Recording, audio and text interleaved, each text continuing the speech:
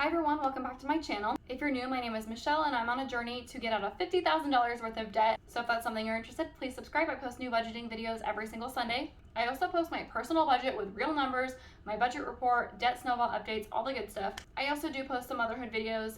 My oldest son is about to be 4 and my youngest son is about to be 1. And I'm also on a weight loss journey to lose 65 pounds. And I post a new video on my weight loss journey every single Wednesday. So definitely check those videos out too. But anyway, let's go ahead and get into the video. So today I'm going to be talking about how I do my sinking funds. So when I first started budgeting, I did things a lot differently. And honestly, I was confusing the heck out of myself because I had one checking account, one savings account, and I would hear all these people talking about sinking funds. So if you don't know what a sinking fund is, it's basically like a mini savings account for like a specific item. So a lot of people have sinking funds for like birthday parties, for Christmas, for like house maintenance, for car repairs, like things like that, things that you know are going to be coming up in the future that you want to put a little bit of money to the side for that so you don't get hit with a big bill all at one time and you don't have the money in your budget. Personally, I like to do sinking funds for things like gas and my groceries / like household items. I'll put in one sinking fund. And then I also have a spending money sinking fund, and I also have a Christmas sinking fund. And I also have one for each of my kids' birthdays, but those are fully funded for the amount that I wanted to put in them, so I'm not adding to them anymore. So like I said, when I first started, I had one checking account, and honestly, I would overspend so much because I would have money set aside. Like I would budget $120 for gas, and then I'm like, okay, so I have this much money for groceries, I have this much money for gas, and then the rest is going to my bills. Okay, well now I have all of this money sitting in my checking account, and I'm like, oh, I want to buy this, and I want to buy this, and I want to buy this, and I look at my bank, and I have, let's say, like $500 sitting in there that I've already budgeted out for something else, but I'm not thinking about it, and so I see I have $500, I'm like, oh, I can go buy this, and pretty soon, now I don't have money for gas. So that seemed to be something that happened a lot. That's just me having bad money management. But also, like, it was just so hard for me to like visually see it, and I'm a very visual person. I'm extremely visual. My fiance Roger doesn't really understand how I have this problem because he's not as visual as me. He just kind of like understands these things. I don't, and I'm sure some of you are the same way. So hopefully this will help make your sinking funds a little bit easier. I know it's helped me a ton. I watched a lot of YouTube videos on how people do their sinking funds, you know, about their budgets. I'm very curious of how other people seem to make it work because I was struggling with it so much. And people were saying that they would open separate bank accounts for specific sinking funds. So I tried this out. So I opened up a second checking account with my bank, and all of like my main bills that are in my expense line item and my budget go in my main like bills portion of my checking account. And my second checking account was for like my sinking funds. And so anything I wanted to put in my sinking funds would all be in one checking account.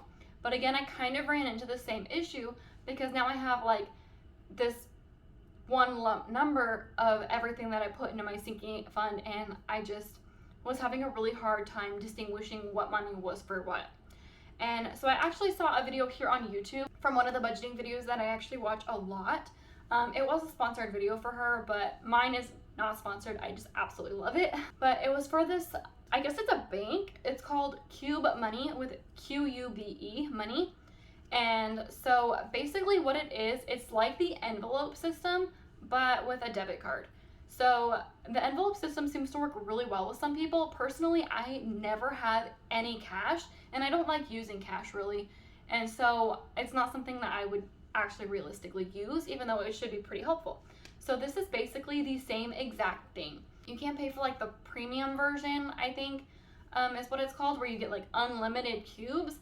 And there's one you can also pay for where you have like family members, so you can add your husband on there, your kids, whatever. Personally, for me, I'm the only one that touches my money. Me and my fiance do everything separately. He has his money, I have my money, and it just works out for us that way.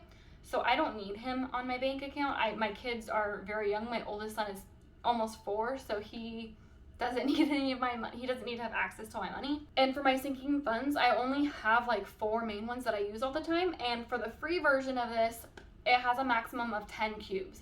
So one person managing it, and 10 cubes you get for free. And so that is all I need. So it works out perfect for me. So I don't have to pay anything for it. So basically you just set up your cubes so you can transfer money from your bank into this card. whatever amount you want to, and then distribute your sinking funds this way. And it is so nice because everything is so nicely like visual. Like you can see exactly, okay, so for gas I have $60 left, or you know, for my groceries I have $100 left, and nothing is just like clumped together as one giant sum. Like you can see very specifically how much money you have for each individual item, and it makes it so much easier for me to stay on budget. I've been using this for the past 2 months, and it's been helping me out so much, like so much. The only bad thing I have to say about the way it transfers money is it takes, I don't know if it's for everyone's bank, but for my specific bank, it takes a long time. So it says on the app that it's going to take 3 to 5 business days, and for me it takes about the 5 business days for it to transfer. So basically I'll get paid on Friday and I don't really get the money in my Qube account until almost the next Friday. So that's kind of a bummer, so you kind of have to think about that and plan around it. So it does take a while to get into your Qube Money account, and I think they do it that way just so you don't like impulse buy as much. So like, oh, I can just transfer money into this right now, and you know, kind of keep your spending down. Because I know with people with spending issues like me, if it was super easy to just be like, okay, well I have $60 in my spending money category, and this thing is $80, so I only have $60. Let me go ahead and quickly transfer from my bank another $20 so I can buy this. But it's like, no, you budgeted $60, and if you want to buy this, you're gonna have to wait 5 days. So I mean, that part, it does help with impulse buys. However, it is kind of also inconvenient when you need to go grocery shopping and you're waiting for payday, and now it's payday and you have to wait another 5 days. So kind of pros and cons right there. But that's the only thing I don't like about it necessarily. I do and I don't. I wish it was maybe like 1 to 2 days. 5 days is kind of extreme. Anyway, so another thing is you have to be able to open the app to use your card. So you go to the gas station. So you have to go into the Qube Money app and actually physically go to the gas section of your Qube. You have to go to the gas Qube and click on it and hit open Qube. And so now whenever you use your card, it's going to be pulled directly from the Qube you just opened. So I just opened gas, and so I'm going to now be putting my card in the machine, and it's taking from gas, and as soon as I make my transaction, the Qube closes. So if someone goes and tampers with the gas station and they get your card information, your Qube has to be actually open for them to take any money from you. So it's also like a safety thing too. So they can't just take your card and go swiping and buying things willy-nilly, because it's going to get rejected unless your Qube is open with the appropriate amount of money in it. So that's really cool. I love that, especially for gas stations, because they can be pretty sketchy. And online shopping as well. I've had times where I bought from some weird websites and I was scared that my card information was going to get out there and they're going to buy all this stuff. But with the Qube, when I use my Qube with online shopping, obviously if my Qube is closed, they can't buy anything. So it makes me feel a lot safer with online shopping. So another thing is, say you don't have your card with you, maybe you're just being lazy, it's across the room, I don't know. This has happened to me because I don't really bring my wallet with me to work, and so if I'm doing like online shopping when I'm on my break or something, I know, so bad, but whatever. I can just go to the Qube Money app and I can actually hit view card, and it tells you all of your card information. It tells you your whole card number, the expiration date, the security code thing. And so you can actually just look at it that way, so you don't have to go and like find your actual card if you want to do online shopping, which I think is really like convenient. Sometimes I'm lazy and I'm not gonna like want to get up off the couch to go grab my card. That's just me.